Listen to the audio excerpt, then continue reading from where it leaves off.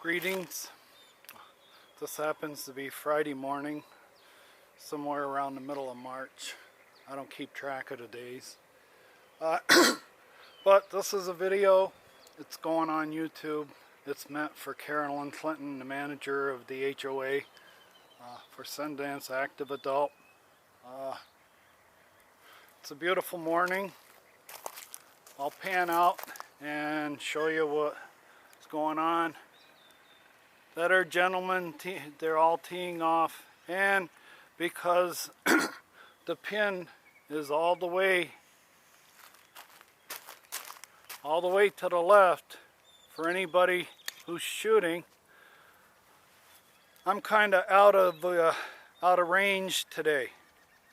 Now if you were to take that pin and move it all the way back into the right of that green, I'm now the secondary target. The secondary target, for anybody that doesn't know how to play golf and has a weak grip, okay, is lost.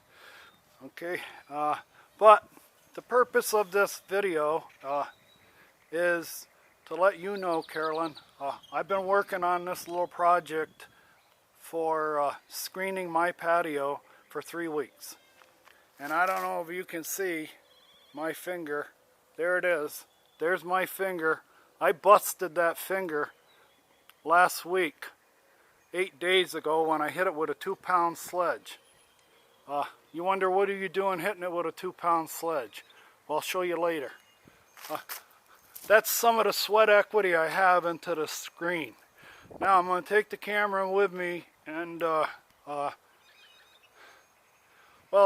before we get into the screen, I have to report an incident. I'm making this YouTube video and I'm putting it on for the police department in Buckeye, the homeowners association, for my neighbors, for myself. I watch 2 dogs that are a part of the family. With family members, even babies, these dogs are harmless, but they are energetic. Their breed is protection, and they're excitable.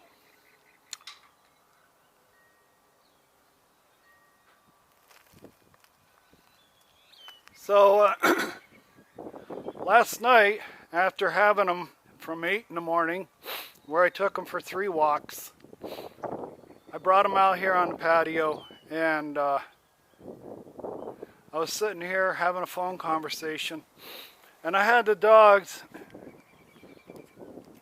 If you look down where that pyramid-shaped cement block is, I had a strap around the column, and the dogs were completely, securely, and firmly leashed to where their range was right about where that line is. That line on the patio was their range. They couldn't go any farther than that, much farther, maybe 2 feet more. I'm trying to give you an approximate. I was sitting in the chair having a conversation on the phone when my neighbors from 2 houses down, a neighbor who is renting the house from Canada, came over and approached me and the dogs. So I ended my phone call, the person I was talking to. I said, I'll call you back later. I have somebody over here. Well, the dogs immediately, because of their breed and because they spend a lot of time in the house, were getting excited that somebody was approaching the patio, a stranger. These dogs are bred to protect, and they're fiercely loyal. So the dogs are starting to get antsy, and I'm trying to keep them quiet. I only get to see them maybe once every 3 weeks and work with them. And whenever I have them, they're pretty much under control. But if I only have them once every 3 weeks, it's hard to control them. So the man approached, he waved, he come onto the patio, and I've invited him onto the patio in the past, and he's invited me onto his patio. So the first transaction of either one of us going to each other's patio was last night. So he approached me when I was babysitting the dogs. I get up out of the chair to talk to him, And the man, for some reason, just wanted to pet those dogs, okay? And he kept moving into their space. Their limit was just about the intersection of all those lines right there on the patio. That's as far as they could go, and he kept moving into that space because for some reason he wanted to pet them. And you know, I was trying to apologize for the dog. I said, listen, you know, they're dogs that are very excitable, you know. And so he moved in again, and he was letting them smell his feet. He would move in and let the dog smell his feet to get him used to him because he wanted to pet him.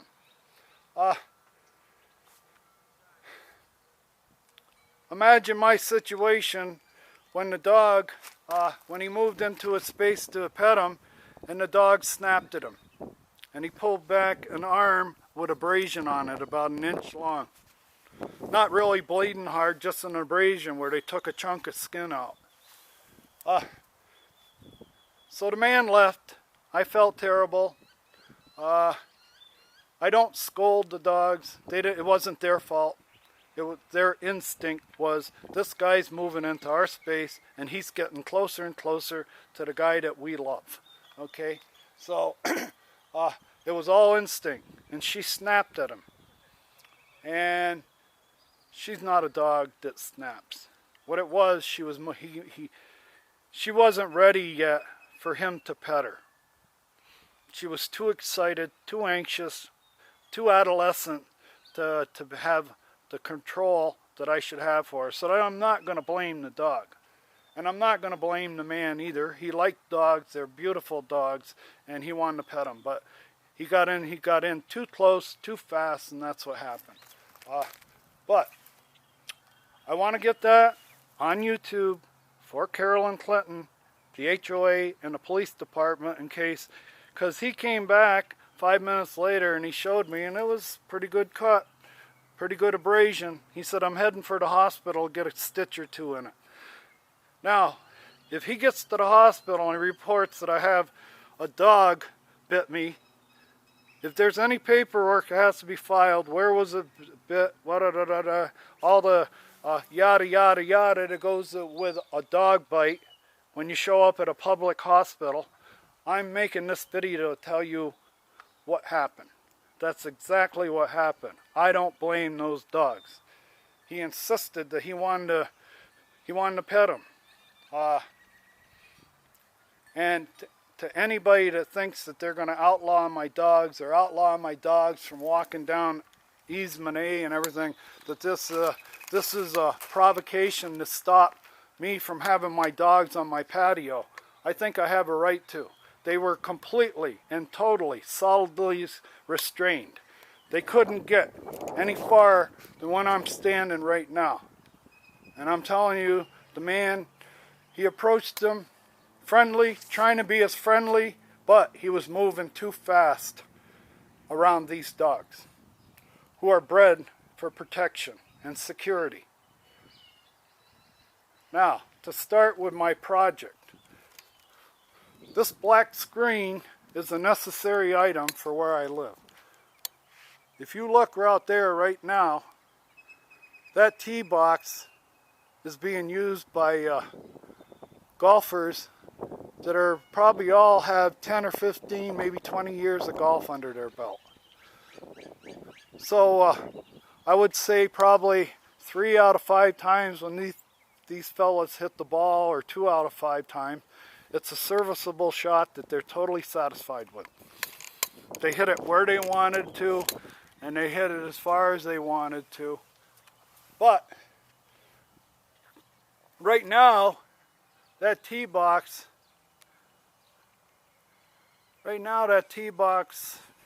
is perfect for the style of golfer we have. We have golfers that have been playing maybe all their life, started as teenagers. Very few new people in the group. They've all made iron shots. What I want to address and get across to everybody, and the reason I have to put this screen up, is you have to understand and recognize the demographic or the spectrum of the style of golfer that steps on that tee box from morning to night. In the morning, it's guys that are retired that have played golf all their life and they're in a club. They play competitive. I don't have to really worry about them hitting balls in my yard. But in the afternoon, when the specials start, where you can get on the course for like 20 bucks with a car all until it gets dark, people come out,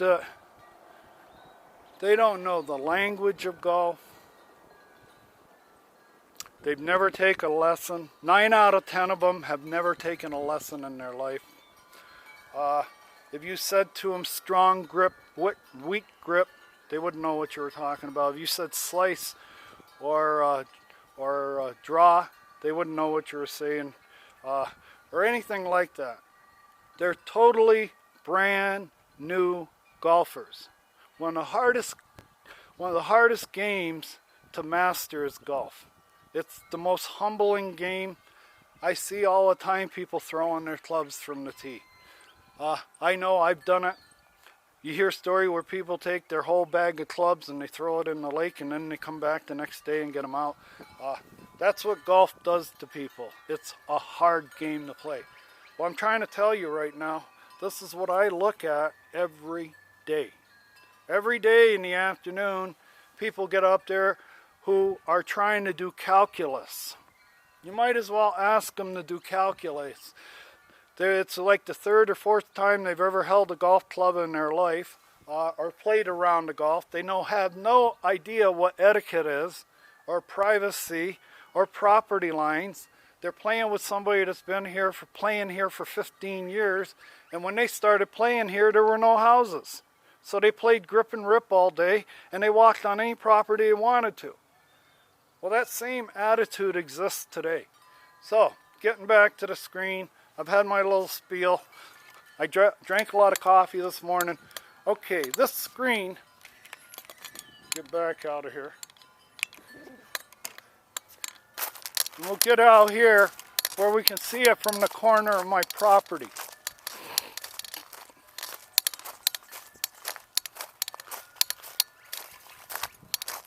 Now, one thing I learned, and is a cardinal rule in golf, on courses when you played out in the country, one of the cardinal rules is you don't get downrange of somebody that's hitting a golf ball.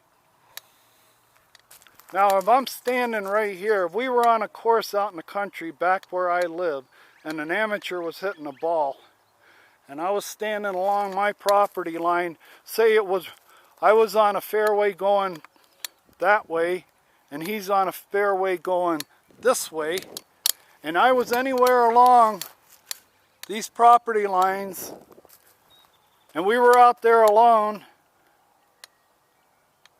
the protocol when I was a kid is the guy would holler and wave. Heads up, I'm about to hit, because you're downrange from me. Because real golfers realize that they can pull off a bad shot. They can shank anytime. All right? And here I am, right here, all day long, looking at newbies. Looking at newbies. The high school linebacker who just got a scholarship to Brigham Young, 250 pounds, never held a golf club in his life. So his buddies get together and they take him out for a round of golf and they say, go ahead, see what you can do. The guy's doing calculus. Now, if I keep talking, these golfers are going to think I'm talking to them because it happened the last time. I'm on my property line. You see right there? That's my property line. If I sit here and talk about the abuse, the penalty, what do I want to say, well, back to the screen. Now, I've got my back turned on these golfers.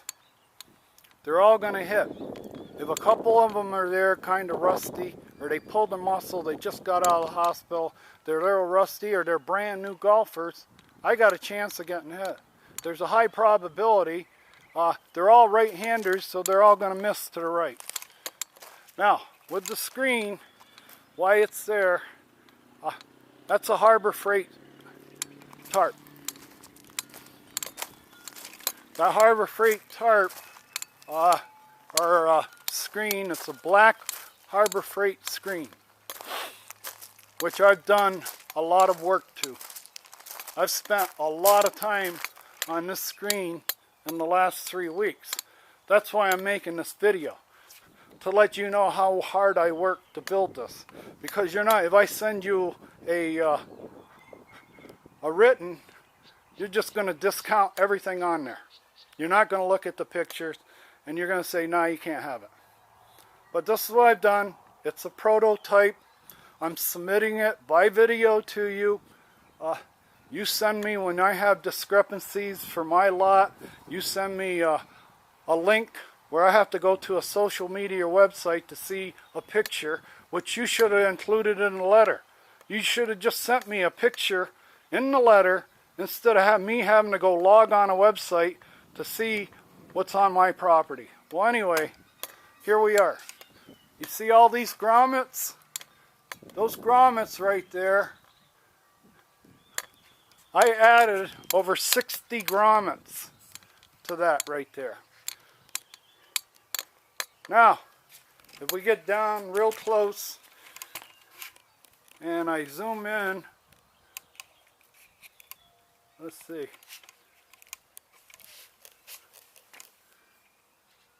What you're looking at there is that's an egg sinker.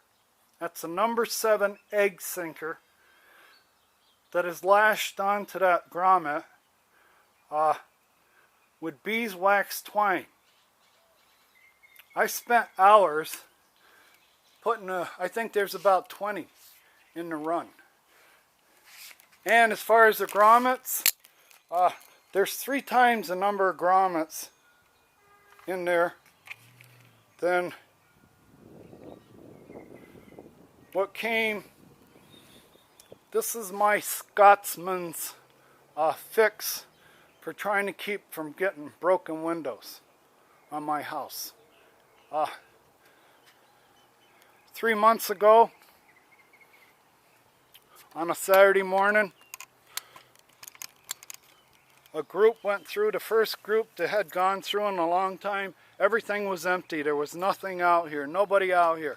Nobody on this hole, nobody on that hole, nobody on the 5th hole, completely empty. And I get my doorbell rings, it's the lady next door, and she's got a golf ball. A golf ball had come from the 5th fairway over on the South 233rd Drive, bounced off 233rd Drive and took my window out. That's about a $700 window replacement. I have a video. It's not very flattering to me because I'm screaming and hollering at these golfers. Well, I got a picture of the window, immediately got my video camera, got the video camera of the window. The lady admits this just happened. She's crying. It sounded like a gunshot when it hit. And I know they heard it. I know they heard it on the 5th tee. When a golf ball hits a window like that, it sounds like a gunshot going off. So it carries. That sound carries. It was a quiet Saturday morning. They heard it hit. So I took my camera and I went just beyond that white stake out there. And I waited for him. Took them about 10 minutes to finally get down to play the hole and get done. When they teed off this tee, I was waiting for them at the end of track day. And like I said, it's not very flattering to me because I was pissed. The 2 young bulls in the front cart wouldn't even stop. I was standing on the cart path. They went out of the cart path to avoid talking to me. Finally, the 2 older men maybe they were afraid to try to make that kind of move with a golf cart, so they were more or less forced to stop, and we had some dialogue. I flatly said, "Who broke my window?"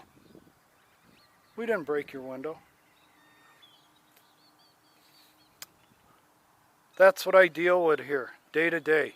Now, 10 days later, I'm walking my line of plants, checking them out, watering them, and I'm going to show you what else happened. I'm going to show you what else happened within 10 days having that window broken.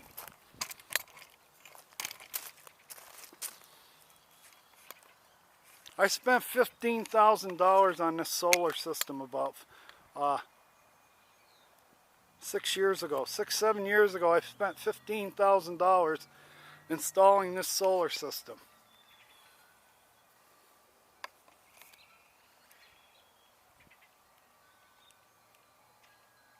And I'm going to zoom in on a repair that I made on a solar panel that within 10 days of having a $700 window broken on the street side of my house, on the golf course side of my house, I looked up and there was a big white softball-sized mark on one of my precious solar panels. Those solar panels are probably $350 to $400 to buy and another $300 or $400 to install.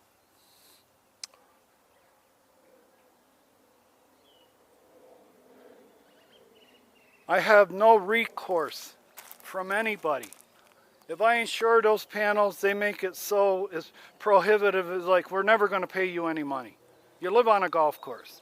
Same with the windows. It doesn't pay to buy window insurance. So this is what I deal with day in, day out on this lot. And I can't do anything to the lot. If I come out here and put a planter and it's obvious, and the architectural committee comes by next week and they go, he changed his lot without permission, I start getting letters. I'm a storefront for the golf course. Okay, and I want to show you, you got guys teeing off right now.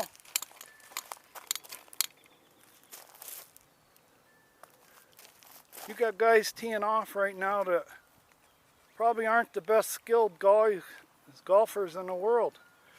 Sorry, I get going, I forget whether I'm telephoto or not. So I had it on telephoto, but I'm trying to get it across to you. I'm downrange from these people. These aren't the prettiest golf swings in the world. We're in Buckeye. We're not in Scottsdale where everybody's a golf pro. This is the cheapest course to play in Buckeye. For the first 5-7 years of it, it was wide open. Young guys could come out here and play grip it and rip it golf all day. And then they came up with the free drop rule. So any strategy of trying to keep the ball in the middle of the fairway while you were playing the free drop rule. To hell with that, to hell with the middle. I'll bring it back to the middle and when I hit it out of bounds. The free drop rule, if you remember, was wherever the ball goes out of bounds, you can bring it in there and play again. So the strategy was, I'm not going to try to hit the middle of the fairway. I'm going to blast this thing. Every time I get up, I'm going to hit it as far as I can hit it. Then I'm going to go down, pick it up, bring it on, put it on the fairway, and play the hole. So we got a mentality out here that's developed over 15 years of grip and rip. And those lots, when you pay your greens fees, we have permission to have any shot that we hit on a lot is going to be considered an accident. Now this lot, these two lots, my 3 lots that I had for about 9 years, I had 3 lots all in a row here. Now I've got 2. In the last 15 years, we've had 2 types of incursion. The one type of incursion is that missile launcher operator is trying to hit to the green. Not all missile launcher operators know what they're doing. A lot of missile launcher operators have never launched a missile in their life. And it's very challenging. And one thing about golf, it's one of the hardest games you'll ever play in your life to master. You can go to the range and master a 5-iron. You haven't hit a 5-iron bad. That's your favorite club. You've been playing for 5 years. You've never hit a 5-iron bad in 5 years. You get up there, something's in the back of your mind. You have a mental fart, and the next thing you know, you crush the 5-iron, and it's heading into my airspace. Now, see this green line right here? I planted these. These are 32 little green Marines. My little green Marines who are standing guard on my lot. All right, I said Marine and automatically started swearing, but here we are. These little green Marines tell everybody on the golf course that they don't belong here. And when you cross these little green Marines that I've stationed and I've posted here on my property line, when you cross it, I consider it breaking ranks. But the golf course and the golfers who play here and who have played here for years don't consider it breaking ranks. They've been up here 1,000 times. Well, in the last 15 years I've been here, 13, 14, whatever, I've been living here, we've had thousands and thousands and thousands of incursions, not only airspace golf balls that have done damage, like up there. That's a $750, $800 repair right now. The top layer of glass on that panel, that protective epidural surface, has been shattered. If you shattered the window of a car, if you've ever seen a window of a car shattered, that's what that top epidural that protects that is. And it's been shattered. One more golf ball hits that. Now I want to tell you, when I got up there to fix that, there was a very violent hole up there when I went to fix it. Violent. Like somebody had taken a 2-pound sledgehammer and hit it as hard as they could. That panel was damaged. So I put a piece of glass over it with RTV. Trying to keep and I think it's working my bills.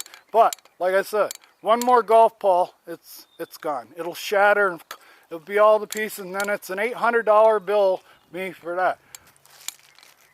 Because of the proximity of this tee box. They insist on putting it there. Now, I'm reporting, I'm putting it on YouTube. I've had thousands and thousands of incursions of people's golf balls coming in my yard. And whenever that happens, the next thing that happens is I have thousands and thousands of incursions of people walking on my yard. I've got incidents where I've had to tell people this is private property, and they look at me like I've got two heads, right? They already label me the colony leper because I don't go along with this idea that you can walk onto my patio or between my houses every time you get a lousy golfer with a weak grip over there that doesn't know what he's doing. The only control on this, what I call this ghetto golf, this is white ghetto golf in the West Valley, Arizona. These are where young white men can come out here on a Saturday morning and blast away. If there's a big left to right wind that's going 25 miles an hour, they're allowed to get on the long tees up on the 5th hole and crush a drive. They're not trying to hit the middle of the fairway. They got a 20-mile left to right wind, and they get up there and they make the decision, grip and rip. Well, that morning when the guy gripped and ripped it, he took out a $700 window. Now, somebody else, within 10 days, with the same grip it and rip it attitude, damaged my solar panel to the point where it's degraded. It's probably only putting out about 60% or 50% of what it was putting out before. So I've suffered damage. And if the golf course was a real citizen to the community, they would fix this. They're not going to fix it. They're not going to fix it. They said we're allowed to do this.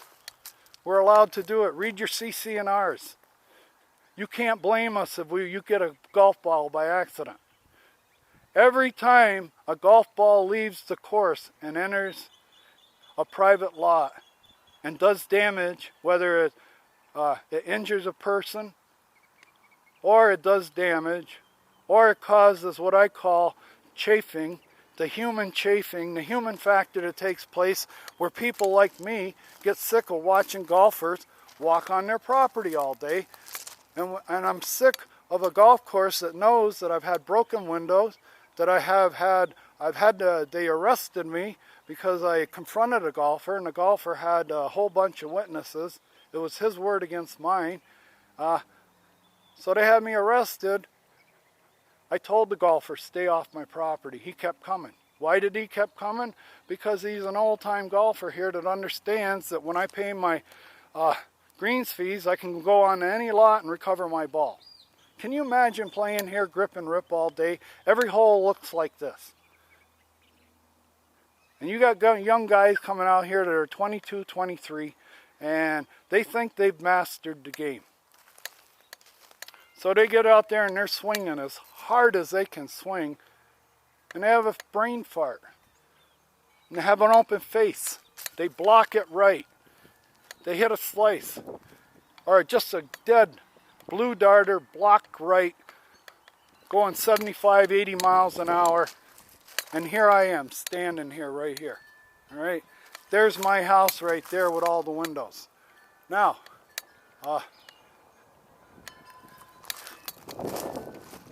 I also worked on this side. This is all prototype. You know what a prototype is? I didn't submit any plans because I'm going along by Braille. All right? I've never built one of these before. I don't know what I'm doing. I'm trying to do it as cheap as I can. Like I said, it's my Scotsman's answer to, and it's homegrown. Everything you look at on my property is homegrown. Okay? I've done. So that's my homegrown, and I'm sending you this. It'll probably be in 3 different videos. I'm up to like about 35 minutes now, so I'm going to have to bust this up in 2 or 3 videos. But they're going on the internet. You can tell me I didn't have time to read it. I didn't have time to look at your video. But I'm covering my butt. This is going on YouTube.